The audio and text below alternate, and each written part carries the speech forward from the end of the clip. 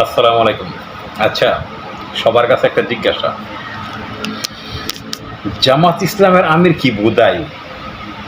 হ্যাঁ, নির্বাচনের আগে উনি নারীদেরকে পতিতা বলে নিজের বুট নষ্ট করবে, ইমেজ নষ্ট করব মানুষের কাছে, উনি কি বুদাই? আর কুলাঙ্গারের বাচ্চা, কুলাঙ্গার তারেক রহমান এসে একটা কুলাঙ্গার। এই কুলাঙ্গার নিজেই তার লোকদেরকে দিয়ে আমিরের আইডি হ্যাক করে এই পোস্ট দিয়ে এখন সে আবার সমালোচনা করতেছে। এটা যে মিথ্যা, এটা যে কোথা থেকে করা হয়েছে সব কিছু প্রমাণ দেওয়ার পরেও সে এখন প্রতি সমাবেশে এটা প্রচার করতেছে যে জামাতের আমির মহিলাদেরকে পতিতা বলছে। এটা যে মিথ্যা এই দেশে মানুষ জেনে গেছে ইতিপূর্বে, তারপরে এই কুলাঙ্গার এটাকে প্রচার করতেছে। তার মানে এই কুলাঙ্গার তারেক রহমান কুলাঙ্গার, এই কুলাঙ্গার এটা করাইছে তার লোকদেরকে দিয়ে। তখন তারা বলছে তাদের এই আইডি নাকি আইডি হ্যাক হয়ে গিয়েছিল। আমরা গতকাল দেখেছি যখন এই কথা বলার পরে তীব্র সমালোচনা শুরু হলো নারী সমাজ থেকে।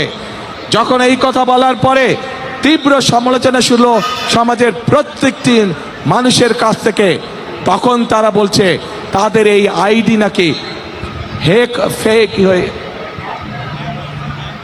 আইডি হ্যাক হয়ে গিয়েছিল।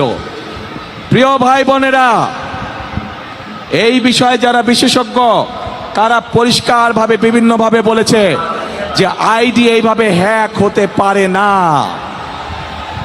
একটি রাজনৈতিক দলের একজন সিনিয়র নেতা জনগণের সামনে নির্বাচনের আগে এইভাবে মিথ্যা কথা বলছে, দলটি পর্যন্ত মিথ্যা কথা বলছে তাদের আইডি বলে হ্যাক হয়ে গেছিল, অথচ আইডি হ্যাক হয়নি।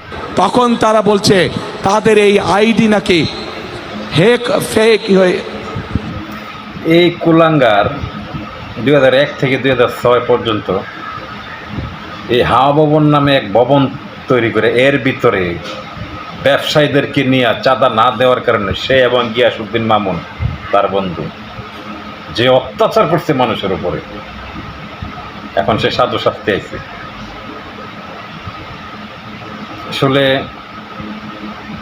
তার বাপ মা খালেদা জিয়া এবং তার স্বামী শহীদ জিয়াকে মানুষ শ্রদ্ধা করে। খালেদা জিয়াকে মানুষ শ্রদ্ধা করে, মানুষ মনে করে বাংলাদেশের রাজনীতির সর্বোচ্চ নেতা, সর্বদলীয়।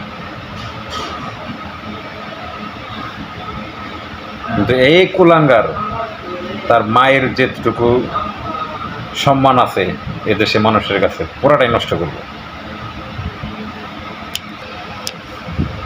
দলের কেন্দ্রীয় নেতা হয়ে মুখের ভাষা হয় বস্তির টোকাইয়ের মতো।